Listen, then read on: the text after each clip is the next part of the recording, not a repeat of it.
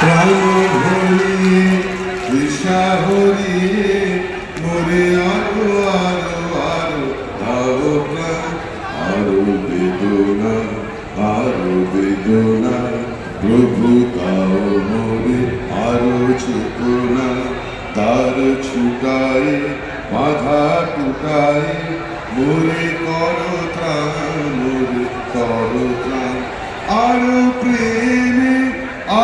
প্রেমে মোর আমি ডুবে যা নেমে আরো প্রেমে মোর আমি ডুবে যা নেমে সুরে সুরে বাঁশি পড়ে তুমি আরো আরো আরো দাও প্রাণ মোরে আরো আরো আরো দাও প্রাণ। আচ্ছা দেখুন, ইন্দ্রনীল সংকেতের বক্তৃতা দিতে হচ্ছে না, আর আমি 2 মাস ধরে কন্টিনিউয়াস বক্তৃতা দিচ্ছি আর মিছিল করছি। গলায় আর কিছু নেই, তবুও যে গলা দিয়ে এইটুকু বেরিয়েছে, এটা মানুষের অশেষ আশীর্বাদ। আমি অদিতিকে আগেই বলে রেখেছিলাম, এই ছোট্ট মেয়েটিকে আমি খুব ভালোবাসি। এবং গতকাল আমি যখন বিধাননগর মিছিল করবো বলে ঠিক করলাম, তখন ও আমাকে একটা ছোট্ট মেসেজ করলো, দিদি বলতে ভয় লাগছে, তুমি এত খাটছো, তুমি আমার বাগুইহাটিতে একবার আসবে না?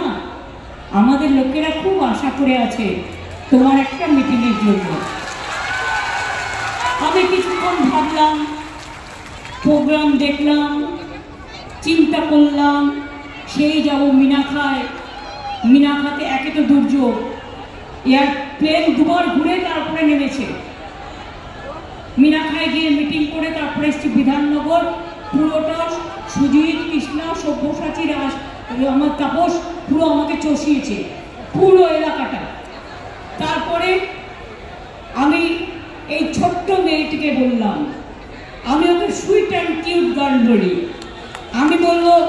আমি ওকে একটা মেসেজ দিয়ে বললাম, তুমি দিদির কাছে আবদার করেছো, দিদি রাখবে না, এটা কখনো হতে পারে?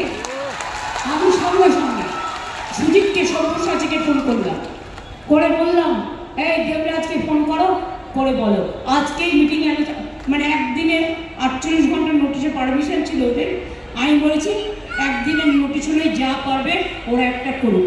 কিন্তু দেখুন কি সুন্দর আলপনা দিয়েছে, আপনারা দেখুন কি সুন্দর রবীন্দ্র নজরুলকে পাশাপাশি রেখে লহ প্রণাম জানিয়েছে। এর থেকে বড় পাওনা আর কিছু হতে পারে না। এটাই তো বাংলার মাটি, এটাই আমার সোনার বাংলা, এটাই আমার বিশ্ব বাংলা, এটাই আমার বিশ্ব বরেণ্য বাংলা। আমার সাথে আজকে সবার নাম বলছি না, কাউন্সিলরদের সবার নাম, সরি টাইমের জন্য, অন্য কিছুর জন্য নয়। প্রথমেই বলি আমার সব পুরো মাতা পুরো পিতাগণ। আমার সাথে আছেন অধ্যাপক সৌগত রায়, যার জীবনে কোনো ক্লান্তি নেই।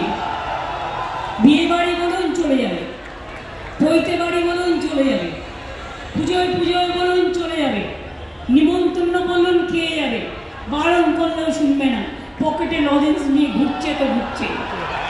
সৌগতদার ক্লান্তির আর কোনো শেষ নেই। আমি বলি রবীন্দ্রনাথ ঠাকুর বেঁচে থাকলে এই গানটি নিশ্চয়ই গাইতেন না যে ক্লান্তি আমার ক্ষমা করো প্রভু।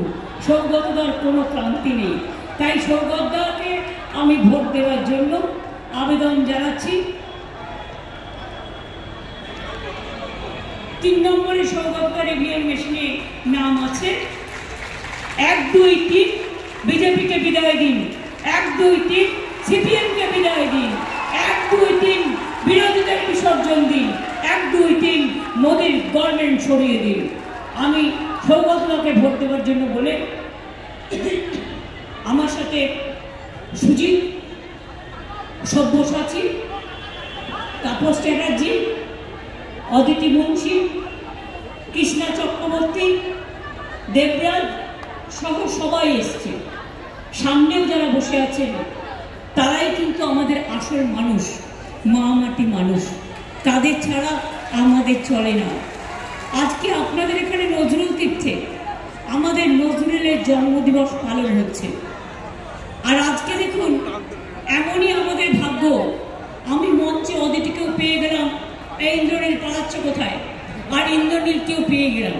তাই দুজনকে দিয়েই আমরা রবীন্দ্র নজরুলকে সম্মান জানিয়ে আমরা কিছু গান গাইলাম, আমরা শ্রদ্ধার্ঘ্য নিবেদন করলাম বাবুইহাটির মিটিংয়ে।